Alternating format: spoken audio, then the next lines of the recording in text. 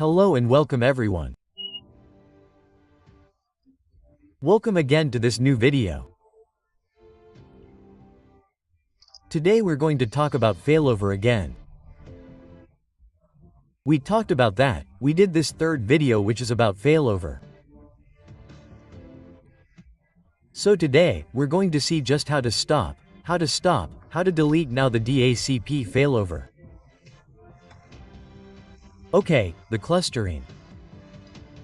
And today, the video, it won't be too long. It will just be a short video to show people that yes, how we're going to do it.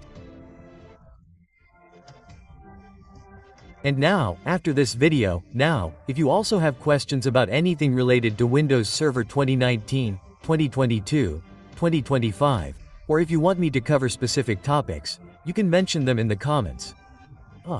Comments of this video, not elsewhere, just under this, in the comments here.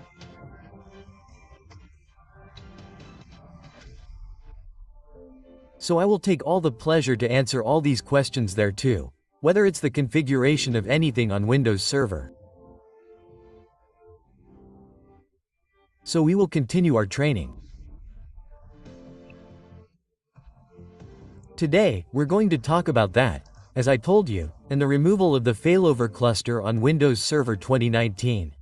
You should know that it works the same way with Windows Server 2025 and with Windows Server 2022, it's practically the same thing.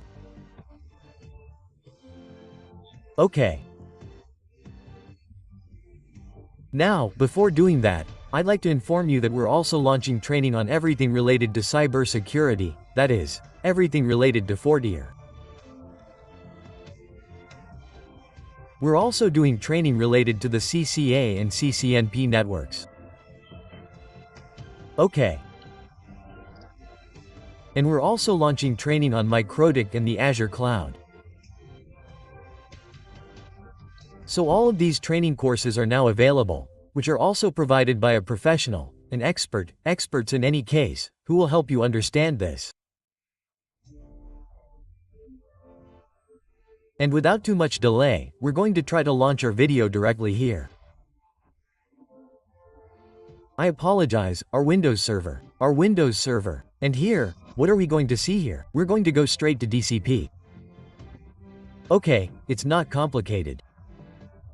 And what you need to do here is to unfold these options that are there, unfold DHCP, and so on because that's what we had configured. So here, we had configured what we call failover here, right? We had switched that over to the second server that's here and the DHCP failover.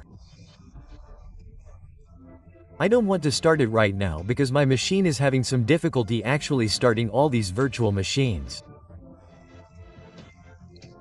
You know that my machine is really overloaded and it's still too old to tell the truth. So what are we going to do here? See that here we already have a trend that has been created here. What we're going to do, we come for example here, we right click on IPv6 here. Okay? Because that's what we have, that's what we had also, configured. Okay.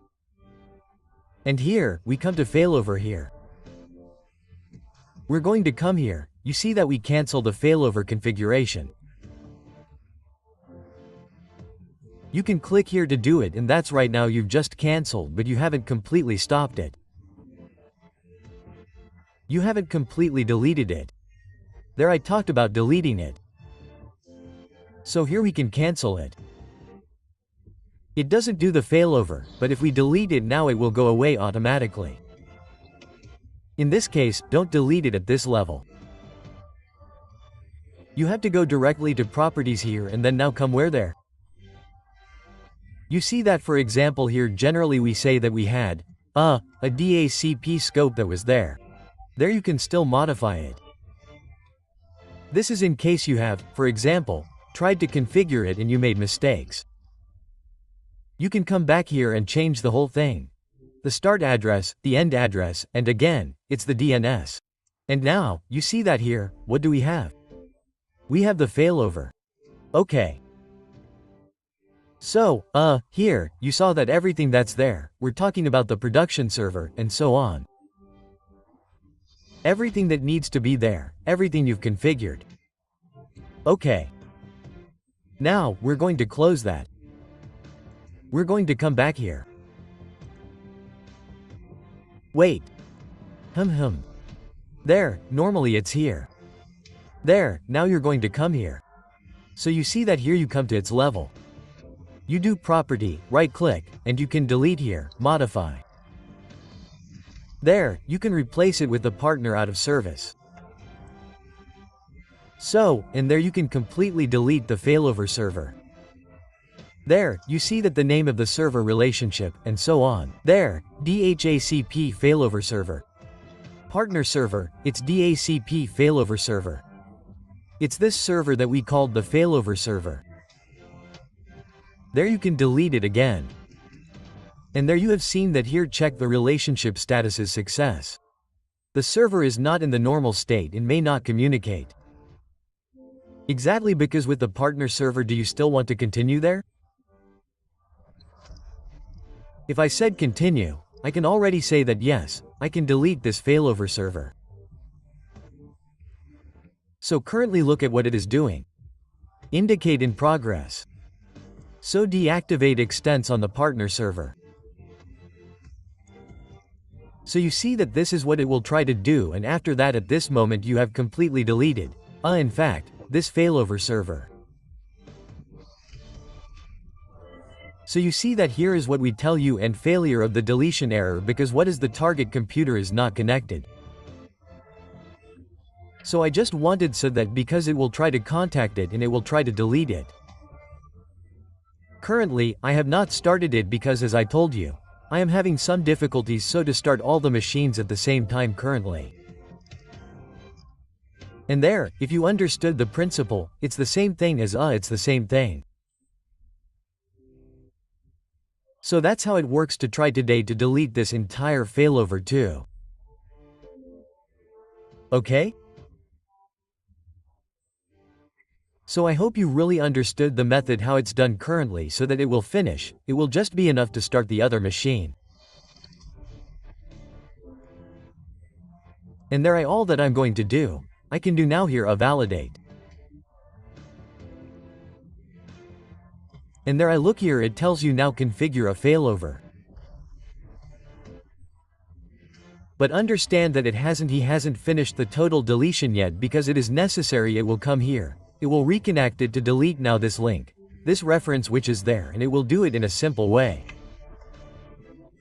So there it comes back now says configure a failover. It assumes that we have already deleted the failover. I hope this video was really useful to you and